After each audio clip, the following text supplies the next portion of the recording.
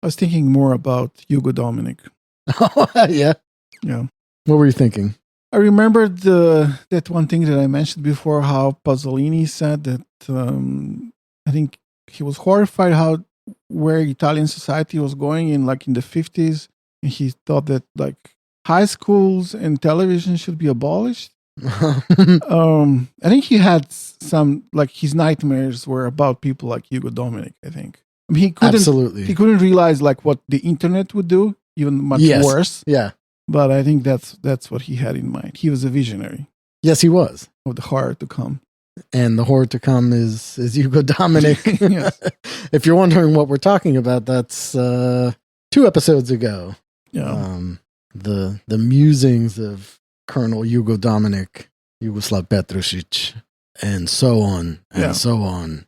Yeah, I mean, his point, I think, from what I remember, was that high school and television give people some illusions that they know things. So they give them information, but not actual knowledge. So they have an illusion that but they're more even confused. Yeah. Is kind of the idea, which he is. He has he heard things and then he doesn't know what to do with that information. That's absolutely true. Yeah. It's all woven together in a beautiful tapestry of madness. I'm actually happy with the way that episode turned out. I'm glad we did it. Yeah, I wasn't sure because sometimes these people can be. I mean, it's nuts, and you have to try to make sense of it, or you don't have to, but we do anyway.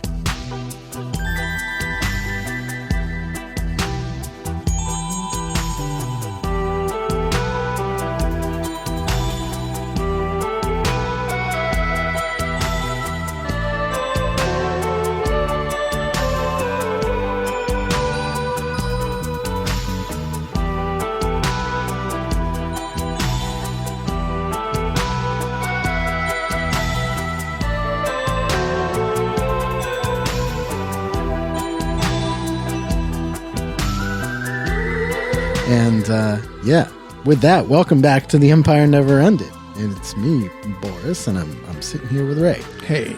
We're getting in the dog days of summer here, Ray. It's nice and hot in many parts of the world. It's too hot. It's too hot, and our brains are cooking. We're done with the mega arc of over 50 episodes dedicated to American fascism, and which doesn't mean we're not going to still go back and talk about those people, and there are more to cover and that, but it just won't be all. It won't be a year and a half of it. Yeah, I kind of realized that I'm kind of tricking myself now in doing an arc that's not an arc, something like that. Mm-hmm. Because I wasn't consciously made this decision, but it seems that what I'm doing now is I'm doing a few mini arcs that are connected to each other. And because I think in the end, this would be a good way to talk about Dugin and his kind of project about his neo-Eurasianist movement in Russia that was developing, since the 90s.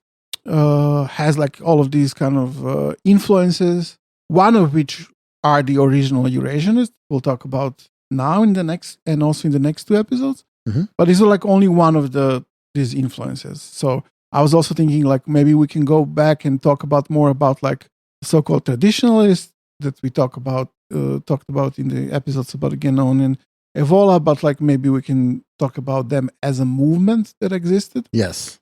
And then there's also the European New Right. Because for example, it's, biggest kind of intellectual leader is this French guy called Alain de Benoit, who was good, he was friends and collaborator with Dugin.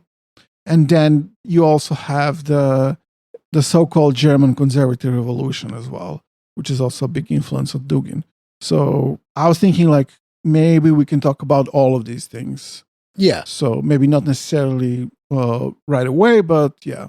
Yeah, and there'll be some other stuff in between. Yeah. But that's giving us a little of sample of what's to come in the upcoming months, I guess. Yeah. Because there will be all kinds of different stuff. But yeah, I think today we are going to Russia, here we got to cue the Tetris music to make it official, Yeah. Well, sort of. Yeah, we are, but it's like mostly dealing with people who kind of lost in the Civil War and the Revolution. And so they, or 1917 and the years after that. So they really live in outside of Russia. Right. And they fantasize about going back and so on. Some of them do go back, and it's not, they don't have a great time. They don't have a great time. No. I can imagine, yeah. I'd imagine they go back in the 30s and then or something different like that. Eras, but I think none of them have a good time. No. Whatever they do, like whatever they try to do, it's not great. No. Some of them might end up put up against the wall, or yes, or digging in permafrost, or spend some years in camps. The ones who were not killed. Yeah. Yeah. Well, cheery stuff as always here at Tenant Pod. Yeah, I mean, the original Eurasianist, I mean, it's a pretty weird movement. And it's, I think, quite different from what Dugin did. Mm-hmm. But you can see the influences there quite clearly. I mean, I think, probably a lot of our listeners are familiar with Dugin. Yeah. And we talked about him recently, right, in relation to his criticism of Vučić, of Alexander Vučić. Yeah. But yeah, now we're going to the kind of OG Eurasianists. Yeah, to the guys who came up with the term in that sense. Although I think the way they use that term, even that is different from Dugin, which we'll see. And who tried to organize a political movement and wanted to go, actually, they had an idea of getting into power in the Soviet Union and just, taking the place of Bolsheviks and doing their own thing was the fantasies they had. They were really, it's hard to say anything about them differently than they were really a bunch of nerds who really had, who thought that qualified them to, be the Bolshevik instead of Bolsheviks. Okay. Which got them, some of them killed or it was not a great time. A fitting end. I mean, real quick, if you had to do like, I don't know, an elevator pitch of Eurasianism, just a quick summary of the concept. It's like... or is that, am I getting ahead of ourselves? It's an idea that Russia, which politically what was known as Russia, but which in their time was the Soviet Union, had like a geopolitical reality to it called Eurasia, and that made it a separate continent and a world, in a culture, world, everything. And this is something that you can scientifically prove. And the Soviet Union is only like a political way to organize this specific culture and a continent that they actually thought they could scientifically define as a separate continent, which is not Asia or Europe.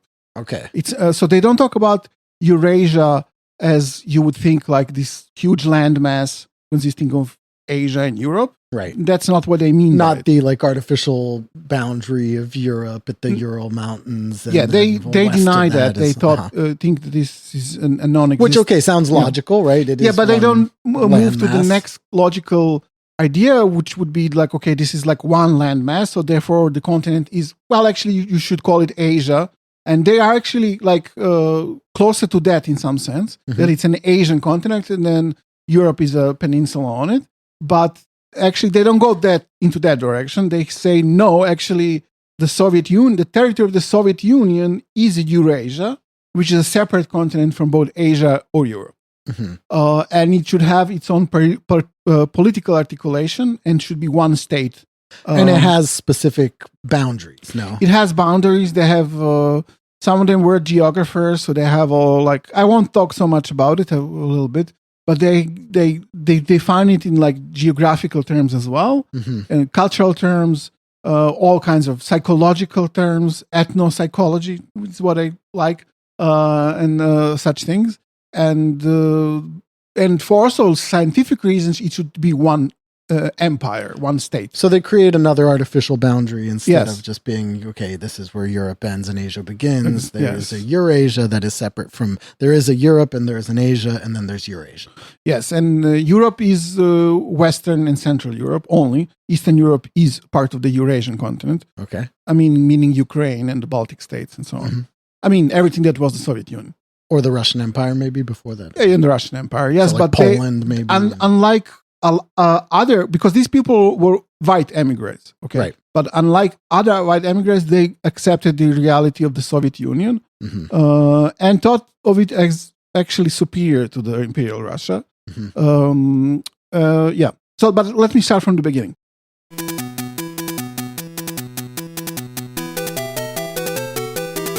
So, the beginning sort of is 1921 in Sofia, Bulgaria. Okay. A book was published in Russian, which had a kind of sort of enigmatic title, Exodus to the East. And this book really expounded on the basic ideas of the new then founded Eurasianist movement in 1921. The book was like in tradition of Russian intellectuals, like especially political ones, it was like a collection of texts by different authors, which is a thing that they did. Like when they wanted to make a point or start a new movement, it's kind of the medium they chose often is to have like a book which would have text by different authors in it. Sure. As a kind of manifesto collective thing. But not like one text by like authored by a few people, but a few separate texts. So there were four authors in this case. And these are the kind of the founding fathers of the Eurasianist movement, as they saw them later on. The four guys were Pyotr Savitsky, Nikolai Trubetzkoy, Georgy Florovsky, and Pyotr Suvchinsky. So I will give you now quick biographies of the four of them so that we know who are we talking about. So the first one is Pyotr Savitsky. He was born in 1895 and died in 1968.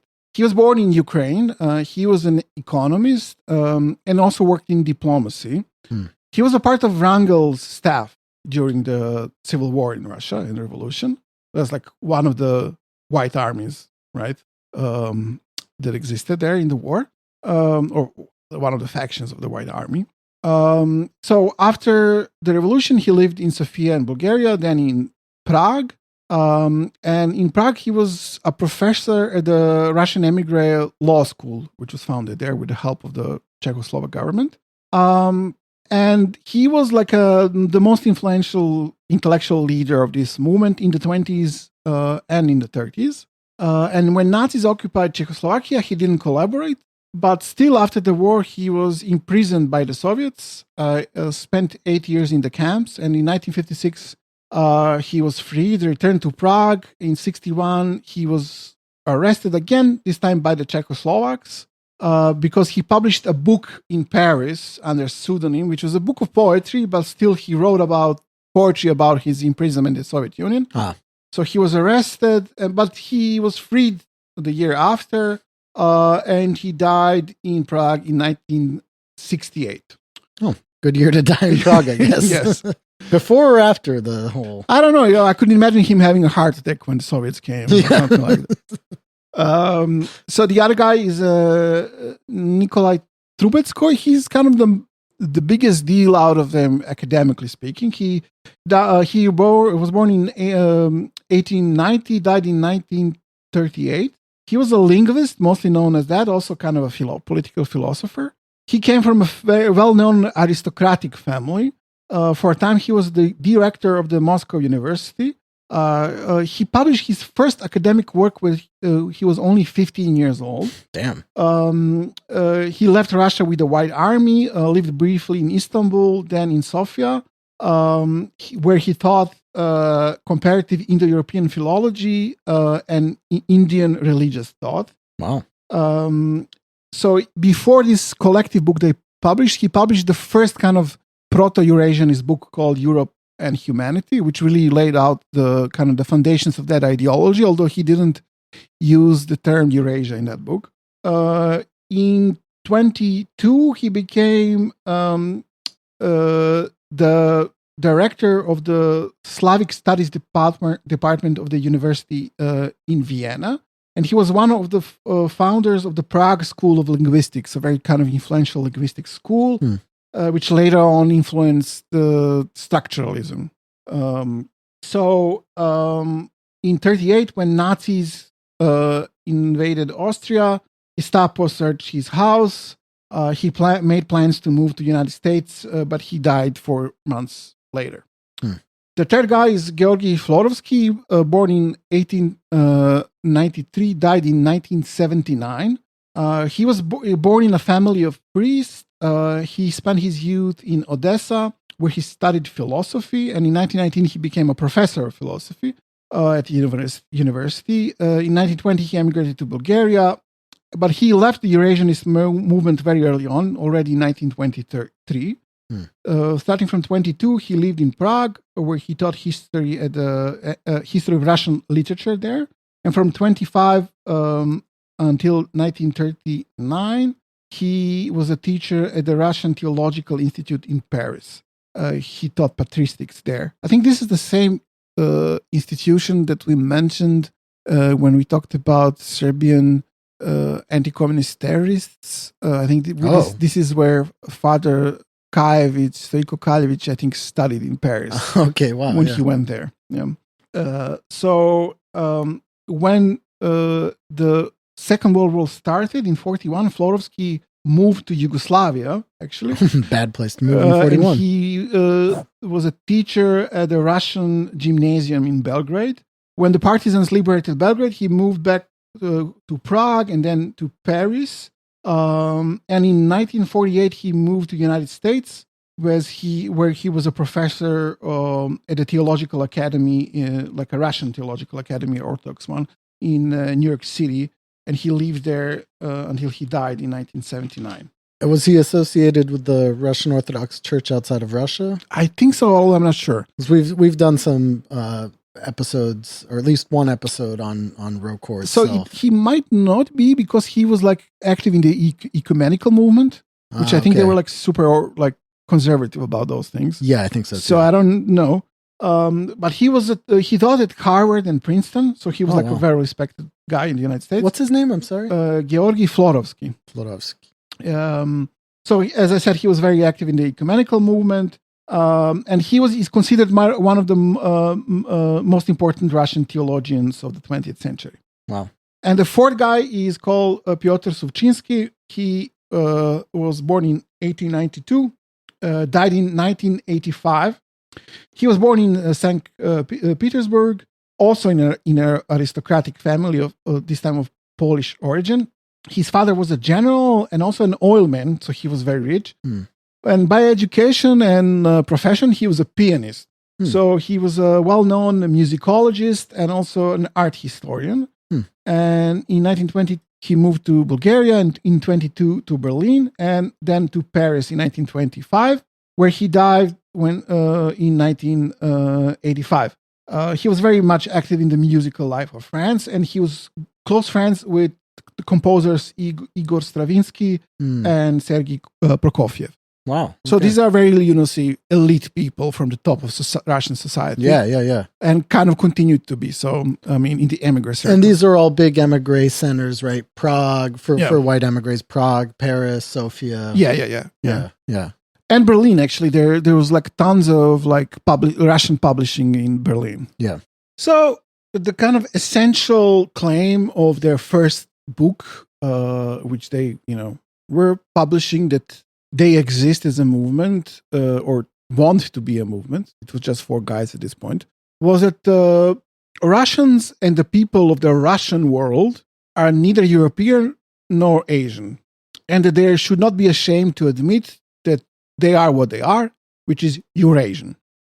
Which is a leap. I mean, an important leap to make in terms of like kind of Russian elite politics. Have always kind of been oscillating between. Like pro-European and then like the Slavophile movement. Yes. You think about people like Dostoevsky and stuff like that. Yes. And then, this constant repetition of this idea that Russians can't be truly European because of like the Mongol invasions and all this stuff. they continue some of the ideas of the Slavophile movement, but also are very different from them.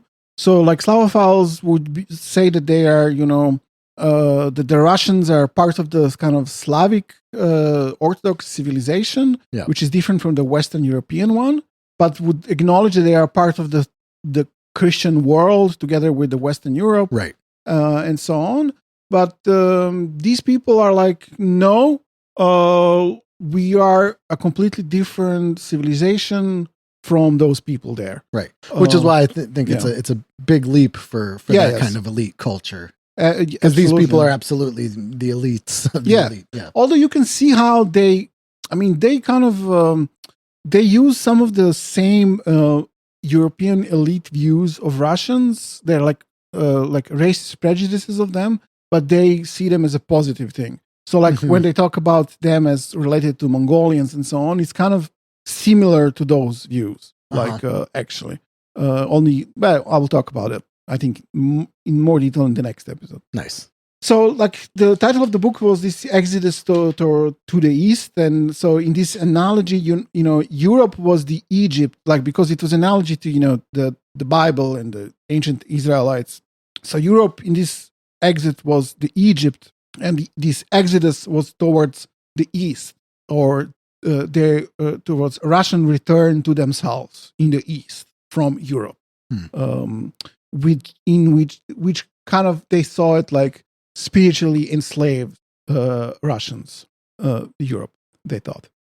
So these were very young people. When they published this book, 3 of them were in their 20s, and only Trubetzkoy was 30 years old. So, what was very important for these people is what was important for all of these Russian white emigres were kind of psychological motives. By the way, I should say, I'm using a book, which is like probably won't be much use to many of our listeners, because it's a book that exists, as I know, only in Serbo-Croatian. I got it in 2004, which is when it was published, by a guy called Milan Subotic. He's a guy from Belgrade.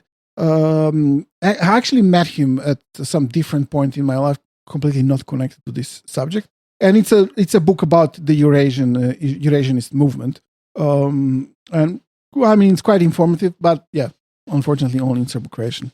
Yeah, so the book is called, in Serbo-Croatian it's called Put Rusije Eurasijsko stanovište, or the way of, or road, I don't know. Yeah, path. The path of Russia, the Eurasian standpoint, let's say. So for the people who founded the Eurasianist movement, for them, they went through, basically for the people who were, a part of some of them are literally the aristocracy, or like the upper, classes for sure, all of them, like, people who were by education in Imperial Russia, pianists and such. This is like the Trubetzkoy family is like an extremely well-known, noble family of Russia. Yeah. Which, if you look at their Wikipedia, it's like 1 million members of this family who have all occupied important roles in Russian. You can imagine how like disconnected they were from really the reality of most of people there. Sure. Like if you imagine what Imperial Russia was, and then there's a guy who's a pianist. Like that's like, he might live on Mars or something like that. Right. For them, this was like an incredible shock, what happened there. And the whole revolution was a kind of an apocalypse, really, for them. But also, they were in the 20s, so they had this sense of their own importance, and also a sense of having a historical mission. They were very pretentious in that way. Which also, they were the elites, and kind of the elite of the elites. And as emigres, probably figuring out, okay, now we have to do something. Yeah. Right. And also, they were very much really influenced by the Bolsheviks. And, Lenin has that famous saying, I always fuck it up, but about basically history accelerating. Yeah, right. Yeah. And I think they were very much influenced by these events, and by the Bolsheviks, really, as an example of how you can do things. Right. It's the decades when nothing happens, and then weeks when decades happen.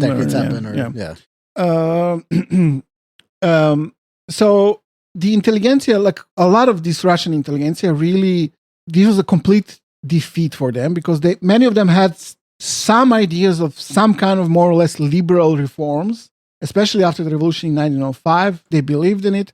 And many of them had the kind of enthusiasm and some of them euphoria for the February Revolution. But then, all went to shit as far as they were concerned. So it was a pretty big blow to them. So they use these kind of terms that what united them, Eurasianists specifically, was a kind of a sense or feeling of the world. I don't know how to translate this. Osjećaj sveta, like the feeling for the world or world feeling. I don't know. And this was a feeling of a catastrophe, of a crisis, and an expectation of a even deeper change in the shape of the world.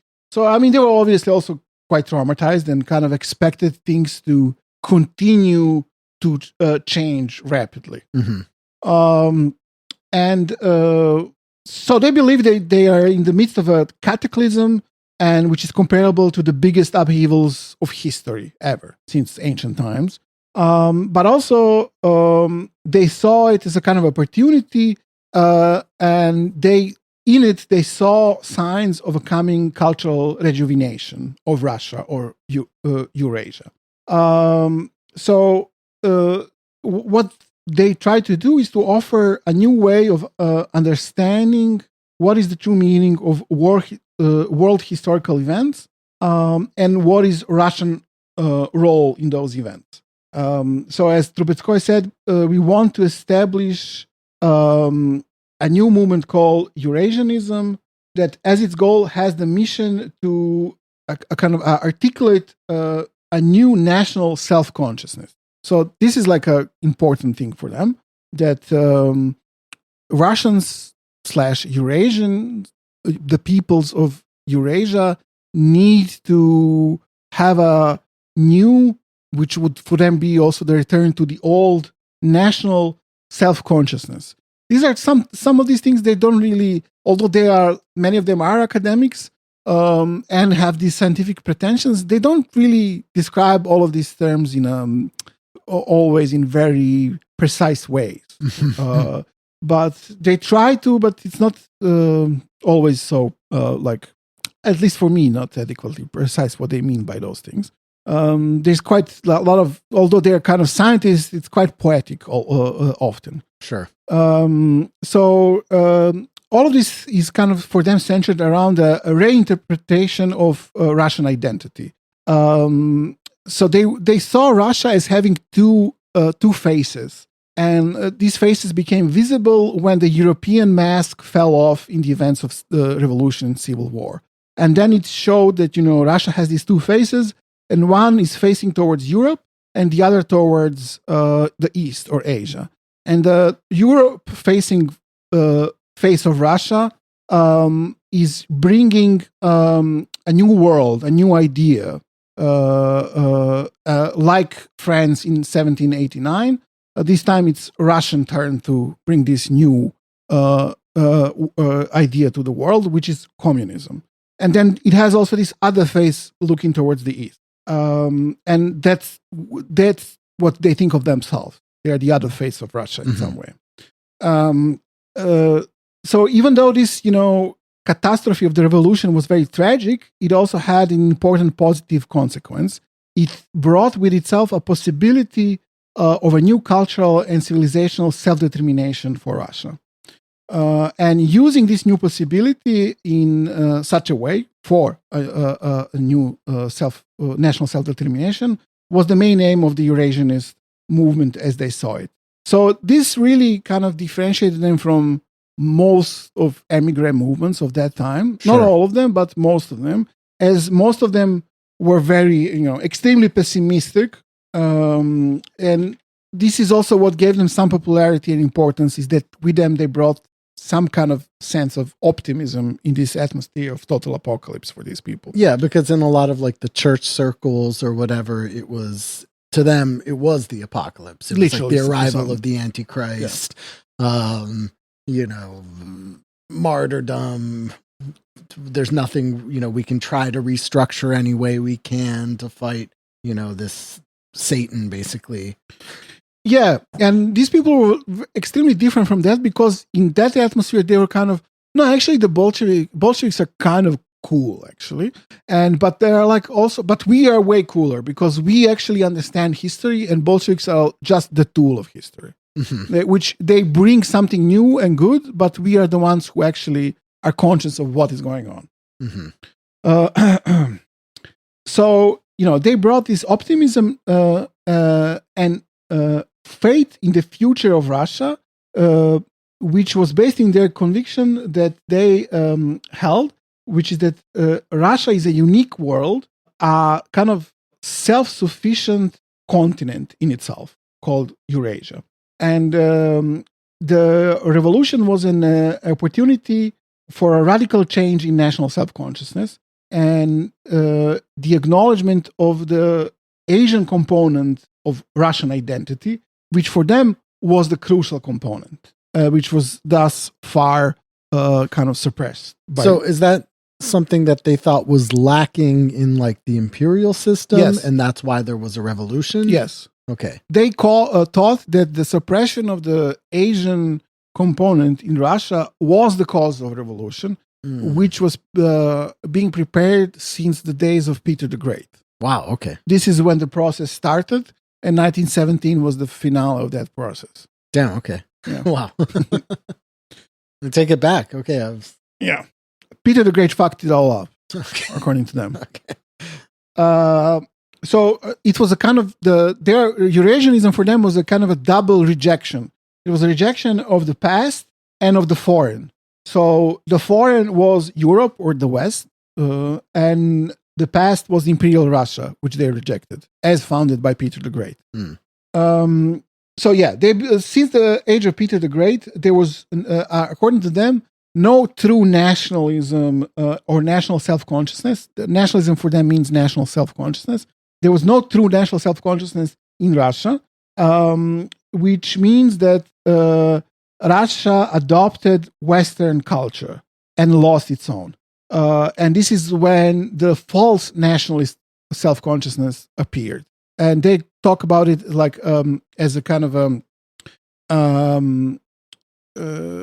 spectrum that goes from chauvinism to cosmopolitanism.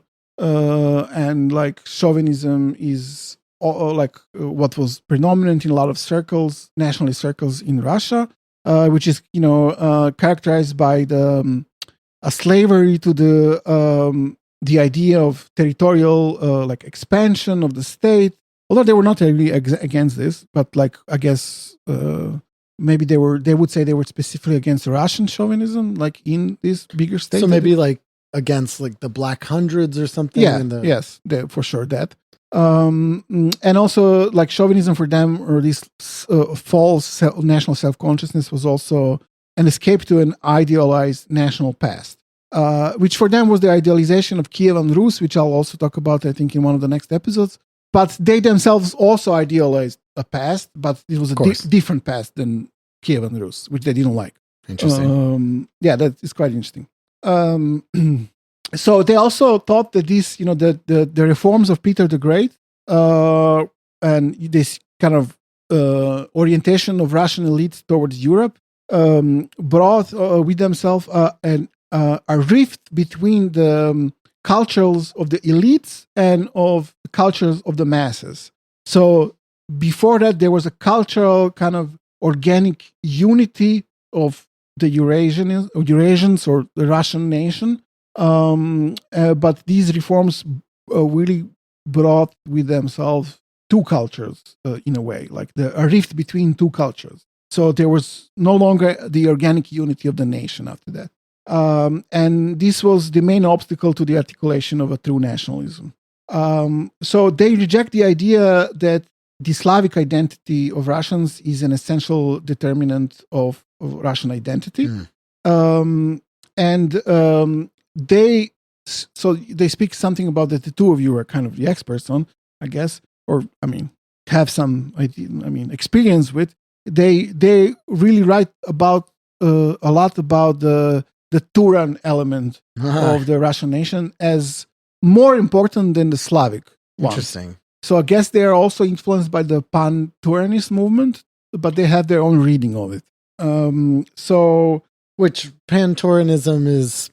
it was actually around this time last year we went to Kurultai in Hungary. Yeah. But that's a kind of expansion on Pan-Turkism that goes on to incorporate like many different nations under this kind of Pan-Turkic wing. So like in Pan-Turanism, like Japanese and Korean people are related to Turkic peoples and Mongolians and like so in the Eurasianist kind of reading of those ideas, the Russians, the Ugro-Finnic peoples, Uralic peoples, Turkic peoples were a specific cultural zone which was connected to both Slavic and Turanic. And it was kind of hard for them to say which one is more important, but it's obvious that like this Asian part is kind of more crucial for them because a lot of these ideas are based on the importance of that component of Russian culture. So a lot of their ideas were also kind of based in the Russian religious Orthodox thought. There's a lot of influences of those ideas. So they also rejected like the linear view of historical progress, and they saw history in a kind of relativistic, open way. So, which meant that they thought that Russia is not condemned to, imitate the development of the West. It's not condemned to go through the same phases as the Europe went, and also that kind of liberates Russia from seeing itself as kind of backwards in comparison to and inadequate in comparison to Europe and the West. I'm sorry, I'm interested that there is kind of an Orthodox aspect to this because it kind of incorporates also this Turanist idea and potentially non-Slavic, non-Orthodox peoples. Yeah, I'll talk about that in detail in the next one, or maybe the third one. I'm not still sure. It's very kind of it's very contradictory and paradoxical. Okay, so it's not just me. Yeah. Okay. I mean, in the end, it's like they really fell short of what they kind of promised. Okay, I'm sorry to disappoint. Well, yeah.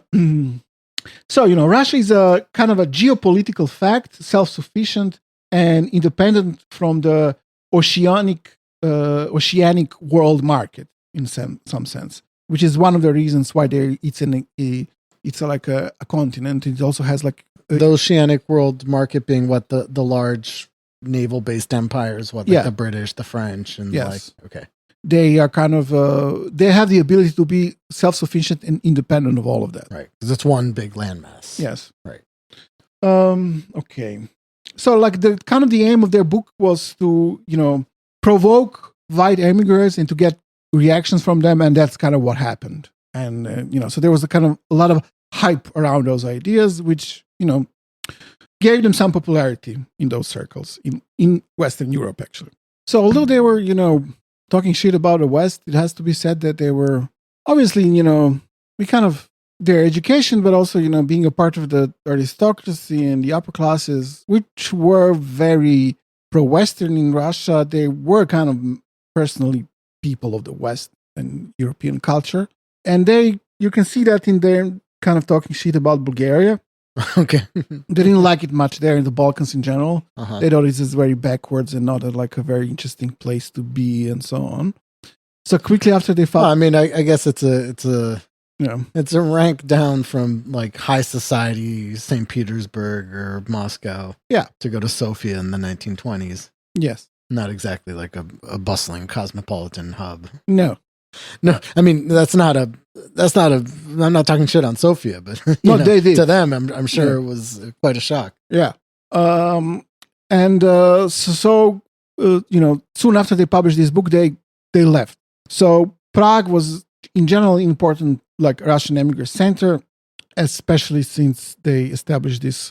Although, sorry, wouldn't Bulgaria be more Eurasian to them? Of course, yeah. But I mean, that's the whole thing, right? The like Turkic tribes that were Slavicized, and then it's exactly that, no? Yeah, it seems it's a little too Asian for them. They didn't last like a year there. They need to go to Mitteleuropa to really develop their ideas of Eurasianism. Yes, exactly. So Prague was the important center, especially since this kind of Russian law university school was started there.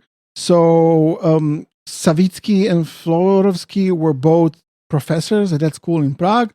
Trubetzkoy got a job at the University of Vienna, and Suvchinsky went to Berlin, where there were many Russian publishing houses, and the Eurasianists established their own publishing house in Berlin, which was called Eurasianist Book Publishing. And from that time, this publishing house was publishing their collective books, which they had a few. This, I think, next one was published in 1923 in Berlin. In the next years, until 1930, they published many books and booklets, some collective, some individual, but also newspapers and journals. So there were, as I said already, many reactions in the emigre circles, especially amongst the younger emigres, who were some of them excited about Eurasianist ideas. And the situation as they saw it in the Soviet Union in the 1920s was kind of very fluid at that time. And they saw it open to possibilities of evolution, of Bolshevism in different directions. And Eurasianists saw themselves as possible agents of the evolution, that they can influence the evolution of Bolshevism in the way they thought was better. And so this is when they started organizing as a political movement. So they started as a kind of a cultural, intellectual movement, but then quickly, as they got some interest into them and some popularity, and they were very, the whole emigre circles of Russians was in a way obsessed with politics, also influenced by quick events of the revolution and things changing and so on. So they saw the kind of necessity and need to organize themselves basically as a political party. And when is this? This is already in 1923, I think. 1923, okay. So this politicization of Eurasianism brought with itself a kind of a schism inside of the movement. So immediately, this is why Georgy Florovsky already left the movement in 1923, because he thought that this political development of the movement was too narrow for the original vision of the Eurasianism as a kind of a cultural revolution. And he tried to convince his comrades, to give up on this idea and to start a new kind of a cultural publication together, but they ignored him, so he left. Trubetzkoy was also not super enthusiastic about this new turn, but he didn't publicly break with the movement for some time more, until 1930s, I think. But his private correspondence shows that he really believed that this primacy of the political was, detrimental for the movement, and that eventually it will lead to its death. And this evolution towards the political, exclusively political, as these people, as Florovsky saw it, was very fast, and probably fueled by this kind of existential crisis felt in emigre circles in Europe. So, being the nerds they were, what they decided to do first was, to write more, really. So, but now they wrote more kind of doctrinaire texts that were more in the style of obligatory party programs expected of every Eurasianist to uphold. And in this, they were kind of trying to imitate the Bolsheviks in some sense, some superficial maybe sense. And they defined what they saw and what they actually explicitly called as true ideology, which was this ideology of Eurasianism, unlike the false ideologies that communism and capitalism offered. So they accepted the Soviet system, the shell of that system, as the basis for further development. But it was up to Eurasianists, the politically organized Eurasianists, to form a party which will really supplant the Bolshevik party and use this structure created by the Bolshevik party to move things in a different historical direction.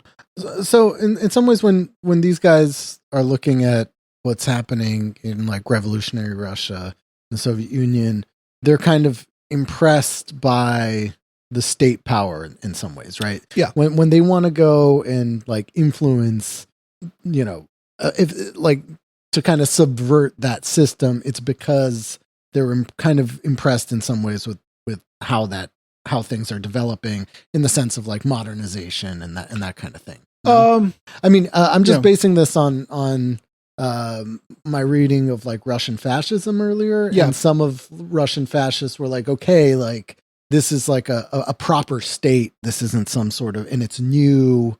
It's not like, this old system that we had before. It's something completely new and it's like doing something. Yeah, so obviously that's something that we can take the reins of and do something else. Yes. I mean, they saw it as a kind of a dynamic force that's actually doing things, and that like the old system was rotten and it had to, be destroyed. And interesting, you just mentioned fascism because Eurasianists saw Italian fascism and Bolshevism as kind of related movements. Yeah. But they thought of Eurasianism as a kind of a more advanced version of both of those. Yeah.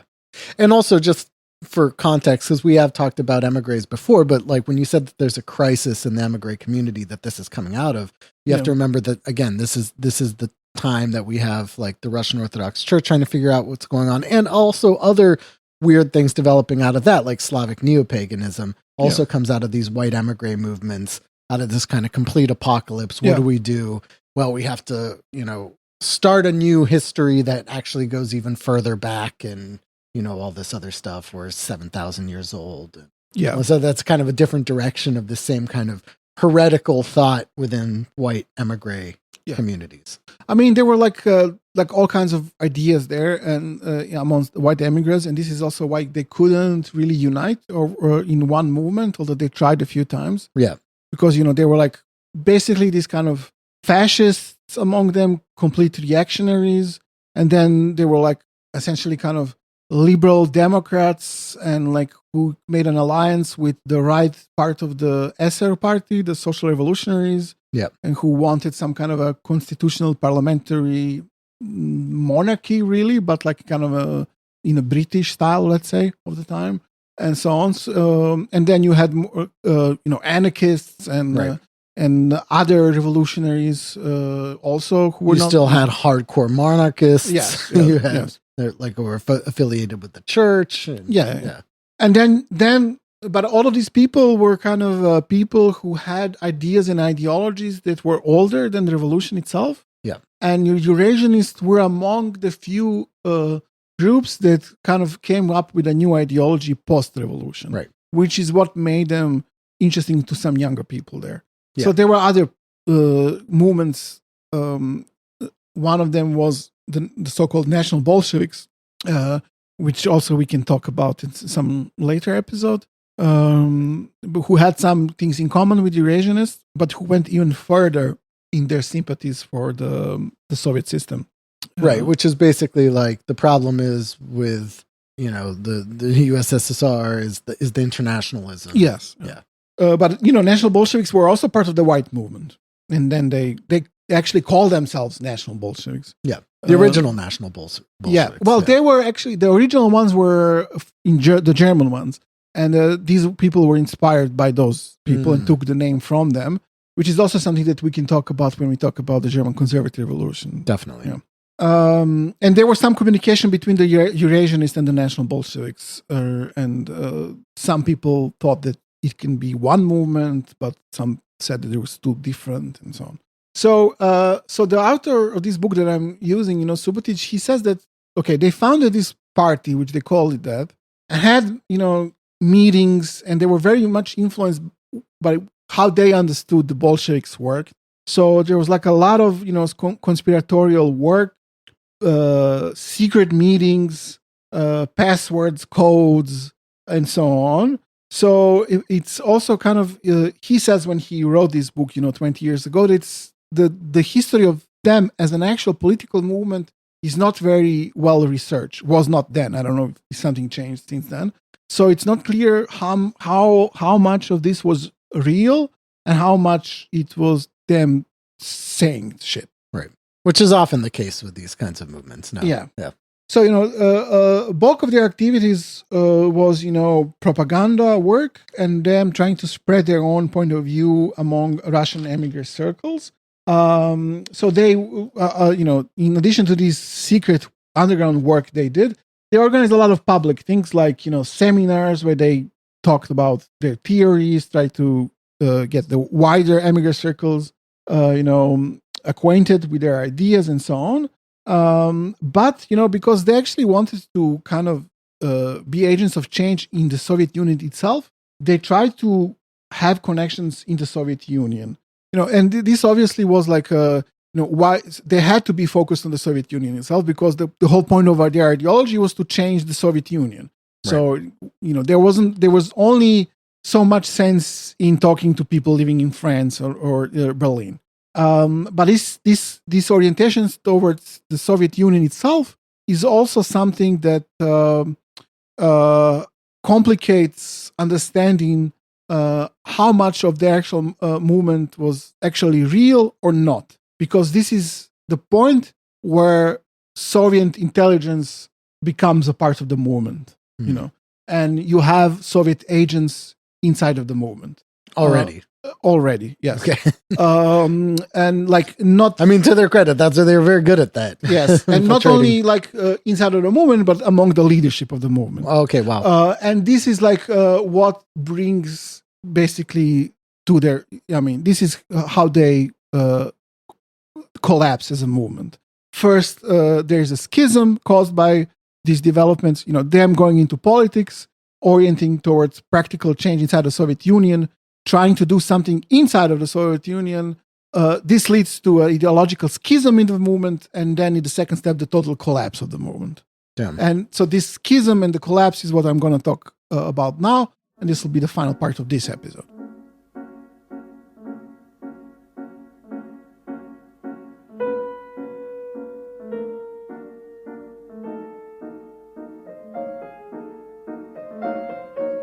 So in 1928, a Eurasianist magazine was started in Paris called Eurasia. And this was edited by Pyotr Savitsky, one of the four founders of the movement. And there were two other guys who were the most active people attached to this magazine. They were Lev Karsavin and Dmitry Sviatopolk-Mirsky. So Karsavin was born in 1882, died in 1952. Also in an aristocratic family, studied history and philosophy in St. Petersburg, and then became a professor of history there since 1913. He was teaching medieval history. He left the USSR. I think he was actually banished by the Bolsheviks in 1922. Lived in Berlin, where he was a professor at the Russian Institute there. And from 1926, he lived in Paris. And in 1928, he was invited by the University of Kaunas in Lithuania to take a position there, actually head of the history department, which he accepted. And after the Baltic states were annexed by the Soviet Union, he stopped being a professor and working at the institute. And then he was arrested in 1949 by the Soviets and died in 1952. The other guy, Dmitry Sviatopolk-Mirsky, born in 1880, died in 1939, born in a well-known aristocratic family. His father was at some point a minister of interior of Imperial Russia. Damn. He studied literature and classical philology and graduated in history in Kharkiv. He was an officer in Denikin's White Army, and from 1920 he lived abroad. First in Athens, then in London. He was a professor at the University of London and was a leading expert in Russian literature in the UK. And he published like a 2-volume book on that subject. I don't know, for some reason that guy's name sounds to me like the most kind of Russian aristocratic name. Sviatopolk Mirsky. So Karsavin and Suvchinsky both lived in Clamart, the suburb of Paris. So this group of people who published this journal was called the Clamart Group. And they were controversial not only among other Russian emigres, but among other Eurasianists as well. And this led to a schism in the movement. So in 1929, Trubetzkoy wrote a letter and he openly spoke about a schism in the movement, and then he left the Eurasianist movement. So two of the founding fathers now left the movement. So it goes. Yeah. And Trubetzkoy accused the Clamart Group of infusing Orthodox Eurasianism with elements of Marxism and of teachings of Nikolai Fyodorov. I don't know if you know who Fyodorov is. Do tell. He's a major weirdo. He was like a influential, like not eventually influential, but he's like a Russian like religious thinker, philosopher who died in 1903 when he was quite old. But he was one of the founders of Cosmism in Russia. Oh, wow. Okay. And also like a precursor of transhumanism. So he was an Orthodox mystical sort of philosopher, thinker, but he thought that, science should be kind of married with orthodoxy and mystical Russian ideas. So he wrote about life extension, physical immortality, even the resurrection of the dead by using scientific methods. Nice. And about like Frankenstein-ass dude. And also about like construction of orbital rings which will control the weather and so on. All based in like Russian religious thought. Awesome. And he wrote this in the 19th century. So they fused Orthodox Eurasian. They're being accused of fusing Orthodox Eurasianism, Marxism, and Fyodorov. Yeah. Cosmism. Okay. So awesome. That's like Suvchinsky and this guy Karsavin and this Dmitry Sviatopolk-Mirsky. This is those people who have this magazine Eurasia in, Clamart, suburb of Paris. Then the other still active founding father is Pyotr Savitsky, who doesn't like what's going on. He has his own thing going on. This results in a schism where on one hand you have these Clamart people led by one of the founding fathers called Suvchinsky, which is the left Eurasianist group. Okay. The Clamart group is the left group. These are the Marxism, Cosmism. And then you have the Savitsky group, which is the right wing, sort of right Eurasianist. So no Marxism and no Cosmism.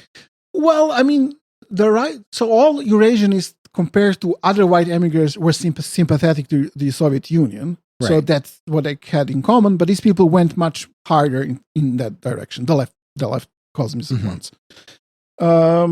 Now, did they actually have any kind of Marxism in their thought, or was that just something they're being accused of?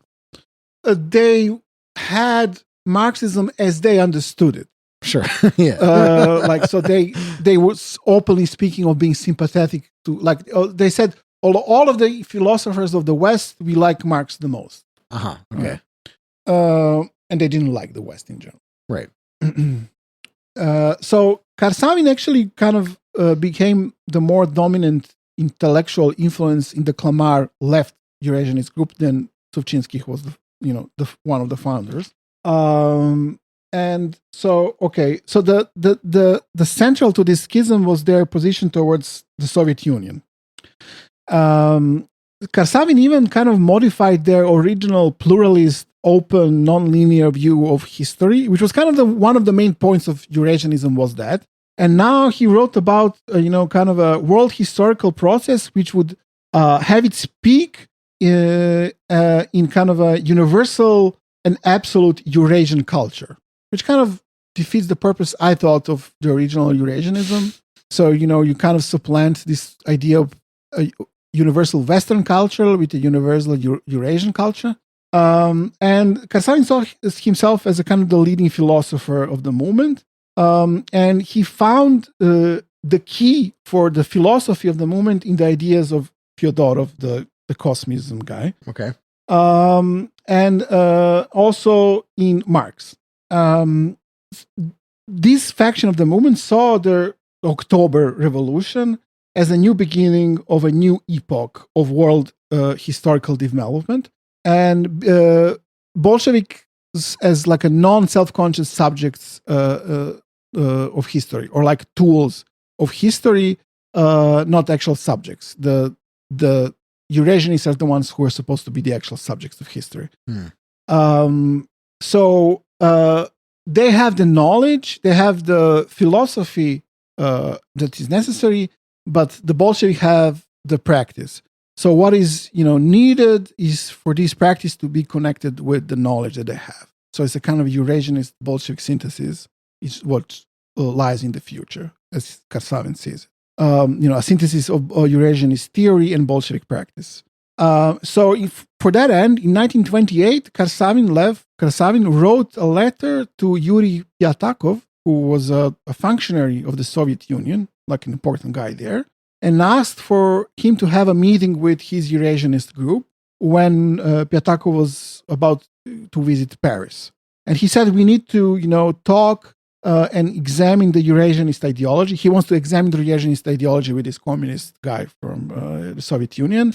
And we should, consider the situation in which our common Soviet Union is now, and so on. So he kind of talks about the Soviet Union as their common fatherland, and openly says to this guy how the Eurasianists want to become a part of the Russian historical process and separate themselves from white emigration.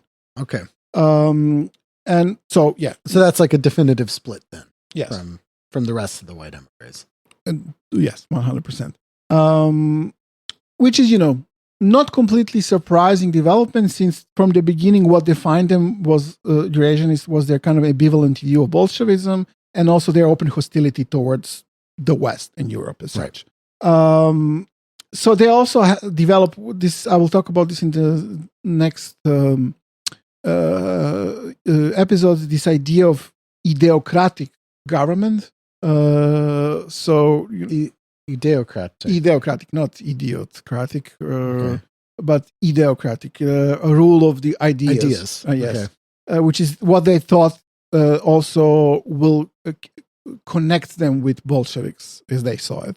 They got ideas. Yes, I mean, Bolsheviks kind of saw Although I guess in their view, the Bolsheviks had practice instead of ideas. But yes, and also kind of were explicitly against idealism, but these people see it differently. Okay. So this is now when you see, a direct influence of various Soviet police intelligence agencies in the movement. Okay. Like from this meeting on. So maybe even before that.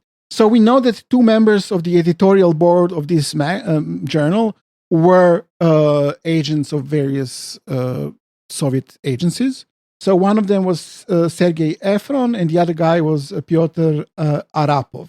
I think both of them were the agents of GPU. I sometimes get confused by all of this. What is what? I guess GPU was what Cheka used to be. Yeah, Cheka turned into GPU. Yeah. And then that was also a part of NKVD or not? I think so, yeah. Okay. It's those things always get confusing. And, so many.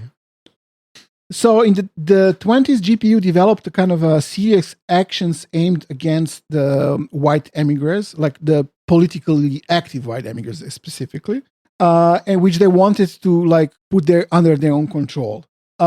So this is something that we know from an early episode, but it wasn't about this period or country. It was about Yugoslavia and how they kind of worked against the Ustaše emigres when we talked about that TV show made by Yugoslav, but based on Operation Guardian. Yeah, when they spread rumors to Ustaše emigres how there are pro-Ustaše groups in Yugoslavia, then established contact with these fake groups run by Yugoslav communists, invited them to come to Yugoslavia and make contact. And then liquidated them. Yeah, this is kind of what GPU did to white Russians. Right.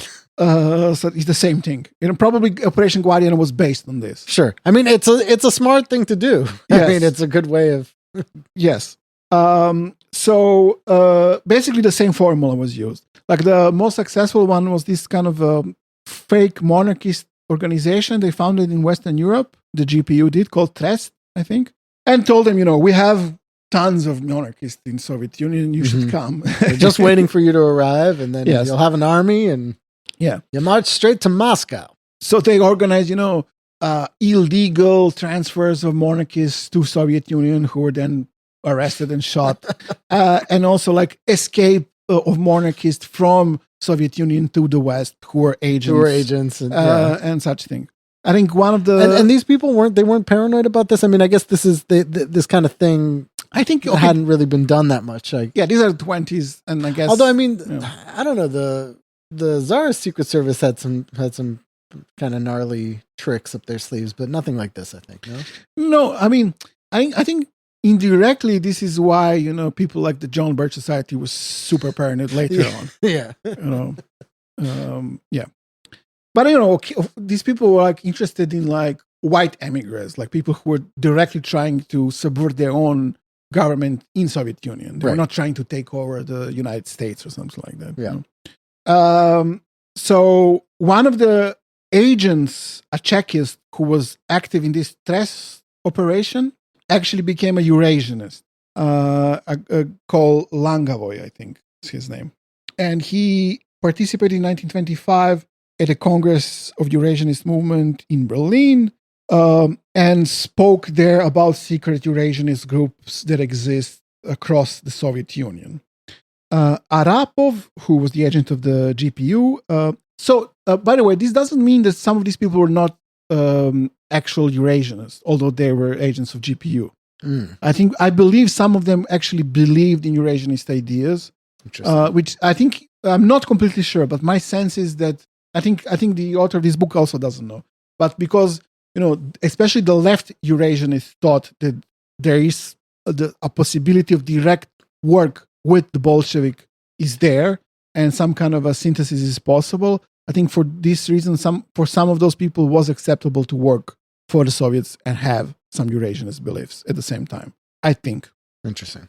Although there was also clear cases of not that and trying to trick the Eurasianist movement. But when they're trying to when they're convincing these guys that there are Eurasianists in the Soviet Union, are they basing this off of like, okay, there's literature being distributed behind on the other side of the border? I mean, like, how are they convincing these people that like all these supporters know of these ideas? Well, so this is not completely confirmed, but there are some talks that they actually organized fake congresses of the Eurasianist movement inside the Soviet Union. Oh, okay. So there is a story that like even Pyotr Savitsky, one of the founders of the movement, went into the Soviet Union and participated in a Eurasianist congress there organized by the GPU, and like received a blessing from a Eurasianist Orthodox priest who was actually a Czech agent in disguise. It's like one of the things that exist as a story. And Suboty says that he couldn't explicitly confirm this, but yeah, such stories exist. So in 1931, Sergei Efron, like a Eurasianist, active Eurasianist who is a GPU agent, asked for a Soviet citizenship. And he became an activist for the Alliance of Returnees, which was like an organization trying to repatriate some of the emigres back to the Soviet Union. Mm-hmm. He's mostly well known, Efron is, because he was the husband of the famous Russian poet Marina Tsvetaeva. And he was a part of a espionage affair that broke out when a former Soviet agent, Rice, was assassinated in Switzerland in 1932. And then Efron was accused by the French police of organizing this assassination for the Soviets. And he escaped France and went to USSR. So another important ideologue of this left Eurasianist group was that guy, actually a prince, Mirsky, who lived in London. And he was a professor in university there. And wait, this is Sviatopolk? Sviatopolk Mirsky, yes. Oh, he's a prince. Okay. Yeah. See, I told you. Yeah. I mean, Knyaz or whatever. I guess that's prince. Yeah. And so he was actually, he had a little group of like British Eurasianists there, like some Russian, and actually there was like a British guy called Norman, or Henry Norman, Spalding, something like that. This is definitely a dude that he convinced, like drunk, at some garden party about the benefits of Eurasianism. And then this, like red-faced drunk British guy became like a Eurasianist and started a small Eurasianist club. And it's like guys in tweed suits. The Spalding guy actually, like in the 20s, end of 20s, he published a book in English about the Eurasianist movement. So, Mirsky kind of accepted the Soviet culture as legitimate and promoted it in articles that he wrote in English, also in Russian. And he promoted various Soviet authors, writers to the British public. And he often pointed out the similarities between Bolshevik and Eurasianist ideas. So he considered both Bolshevism and fascism as a kind of a lower level examples of what through Eurasianist ideology aimed for. And he saw the future of the USSR in, kind of a fusion and evolution towards Eurasianism. But things kind of went in the completely opposite direction of that, even for himself. So in 1931, Mirsky actually joined the British Communist Party. Okay. And then explained his political evolution is directly, opposite terms of how he previously saw it. He saw now that Eurasianism was his personal evolution towards Marxism. And that, Eurasianism kind of enabled him to liberate himself from bourgeois idealism and to finally get the courage to adopt materialism and see things as they truly are. So a crucial point in his evolution from Eurasianism towards Marxism-Leninism, or Stalinism really, was that he was translating a book about Lenin for some British publisher, and this kind of convinced him, and also his contact with Maxim Gorky. So both him and Suvchinsky, the leader of the left Eurasianist, from 1927 were in direct contact with Maxim Gorky and actually visited him in Sorrento. And then Gorky wrote to Stalin about them, saying how they're good boys, very smart, energetic, very well acquainted with Europe, and could be useful in propagating, like popularizing Soviet Union among Westerners, Western intellectuals, and also like parts of the Russian emigrant community there. Gorky, of course, being famous Russian Soviet writer. Yes. Yeah. So this Mirsky aristocrat guy who lived in London, he actually returned to the Soviet Union in 1932. He was a communist at that point. And he enjoyed Gorky's support and protection until Gorky died in 1936. So in 1937, he was arrested and died in a camp in 1939. So pretty bad move. Like, that guy was like a part of like high society in London, and in 1939. Yeah, he could have kept living it up. And yeah. But I guess he believed in, the Soviet Union. So the last issue of the left Eurasianist magazine Eurasia was published in September of 1929, and after that the group was no more. It dispersed and didn't exist. Pyotr Savitsky, one of the leaders of the group, lived in Lithuania, but was arrested in 1949 by the Soviets and accused for being an ideologue of white emigres who tried to, topple the Bolshevik government of the Soviet Union, and he's a counter-revolutionary. He defended himself that he's not a counter-revolutionary, that he actually supported the revolution, and that he just had a different way of supporting it from a Eurasianist standpoint and so on. It didn't do him much good. He got 10 years of spending time in Siberia, but he died already after 1 year of that. Suvchinsky, who was, one of the founding fathers of the Eurasianist movement and the leader of the left Eurasianist. That's the pianist, right? The guy that was friends with Stravinsky and everything. Yes. So he, in 1930, tried starting a new magazine and met with Gorky in order to get Soviet finances for that. The purpose of the magazine would be to defend the Soviet Union in emigres circles. telling Gorky how Eurasianists now are completely disappointed in their own movement and want to completely be in the service of the Soviet Union. But Gorky actually advised Stalin that and NKVD that they should not finance this movement because it's lost its purpose and it's like propaganda effects now are nil. But that as individuals, these people still could be useful because of their context and like qualifications. They're like, very educated people who know Europe well and have many connections and so on. So like for intelligence purposes, they could be useful. So Suvchinsky stayed in Paris and he died there in 1985. I don't know if he was a Soviet agent. It's quite possible that he was. As I said, he was, friends with Stravinsky and Prokofiev there. But interestingly, he was also friends with Jacques Derrida, the philosopher. Oh, wow. So by the end of the 1920s, there was no more left Eurasianists. They were gone as a movement.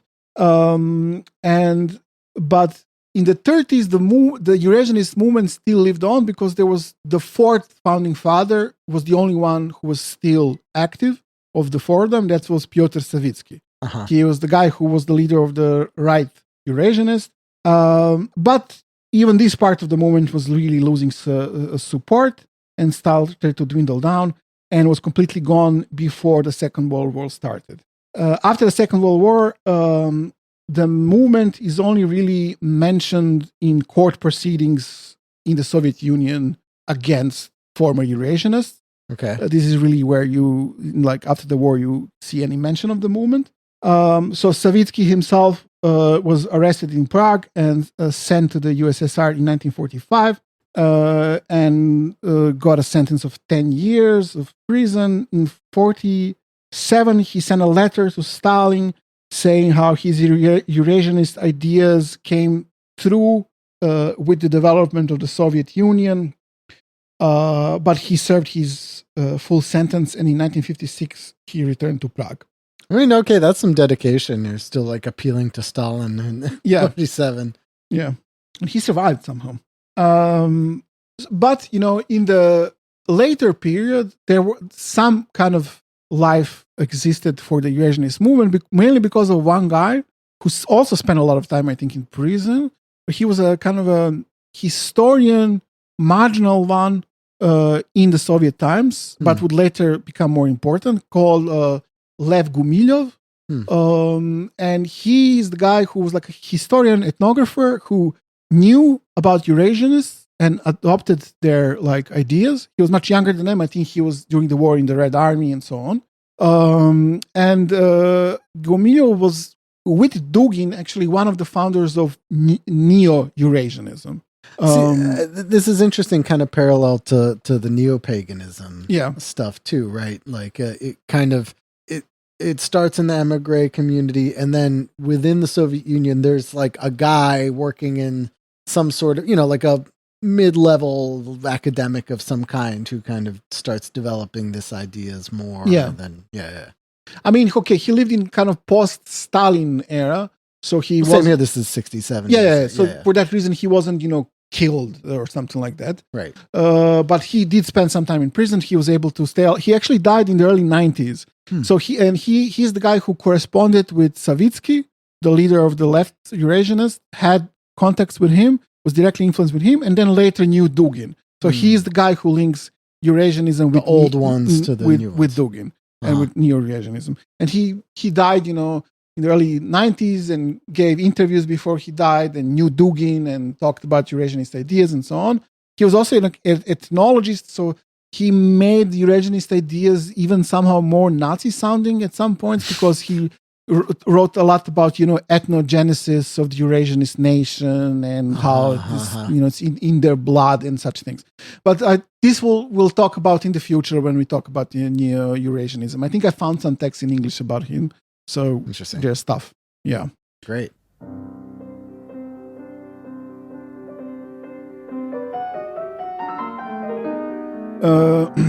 Okay, I confuse myself with all of these names. It's a lot of names. It is, yeah. And some of them are kind of similar, no? Like Savitsky and Suvchinsky. Savitsky and Suvchinsky. I also just made a mistake when I said that Gumilyov was in contact with Savitsky, which he was, but Savitsky was not the leader of the left Eurasianist. Suvchinsky was. Okay. So it's even interesting because Gumilyov was actually in contact in Soviet Union with a guy who was not even a left Eurasianist. So interesting. So we had 4 guys who were the founding fathers. It's Savitsky, Trubetzkoy, Florovsky, and Suvchinsky are those 4 guys. And then Suvchinsky was the leader of the left Eurasianists. And so he had in that group other people like Lev Karsavin and Dmitry Sviatopol-Mirsky, who's the aristocrat who became a communist and then was killed in the Soviet Union. But then there were these other people there who were also like agents of GPU, Soviet intelligence, active in the left Eurasianist group, like Sergei Efron and Pyotr Arapov. And the last guy who was still active from the founders of the movement as a Eurasianist in the 1930s was Pyotr Savitsky. Okay. So those are the guys that I mostly talked about. And so you see, it's kind of, I mean, it's understandable why in the 1990s someone would go back to them. Sure. Guess. Yeah. It makes sense. Yeah. And I think it would make even more sense when we talk more about their ideas in the next episode. So the next episode is going to be what? Like a kind of breakdown of the next episode will be a breakdown about their kind of wider ideology. Okay.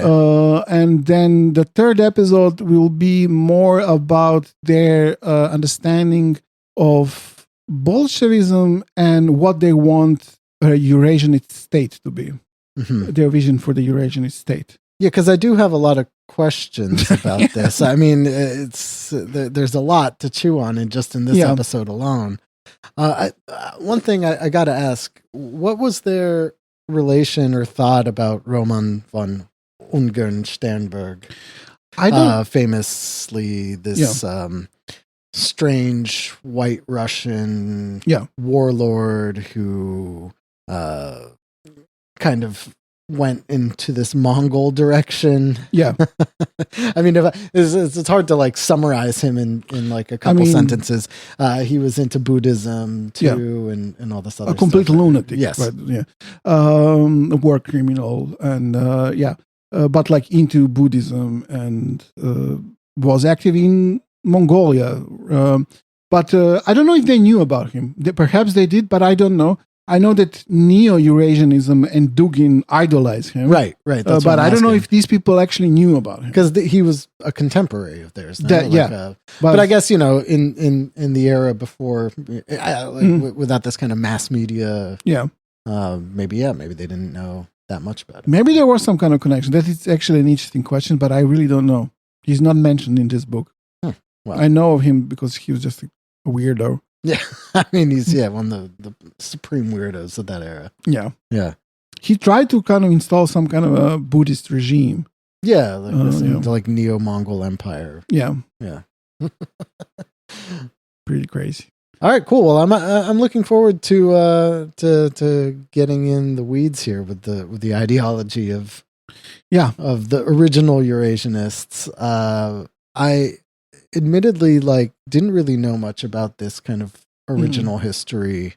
I had read some things here and there, but I had no idea of these guys. And basically they were kind of leading intellectuals and the like, which does kind of separate them, I think, from some research that I've done on, for example, like the emigres fascism. Yeah.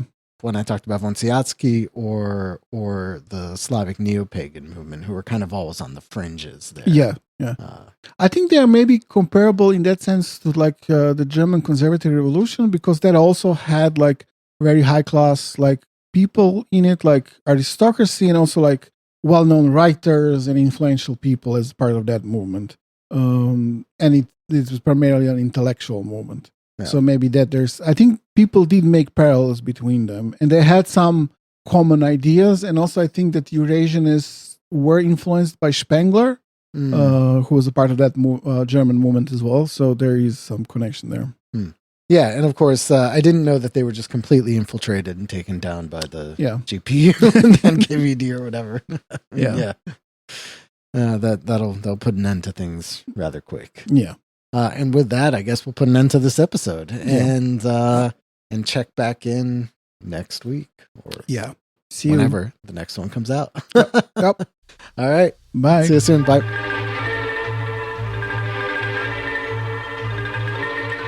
Ray here. I had a dream, and it was that I won't be working in call centers anymore. And you can help that dream become a reality by going to patreon.com and subscribing. And if you're German or Austrian or Anti-Deutsch, whatever you people call yourselves these days, doesn't really matter. The fact is, your grandfather killed my grandfather. He marched down the street in my hometown, renamed the square fucking Adolf Hitler Square. You think I'm kidding? All of this actually happened. And you should feel bad about it. I don't care if you were born in 97 or wherever you were born. This is not normal behavior, okay? You're not normal. I know people from all of the continents. No one thinks you're normal. But there's good news for you. We made a special tier just for you so you can pay 10 times as much as a normal person would. It won't make you normal, but it will make you feel better. Okay, thanks. Bye.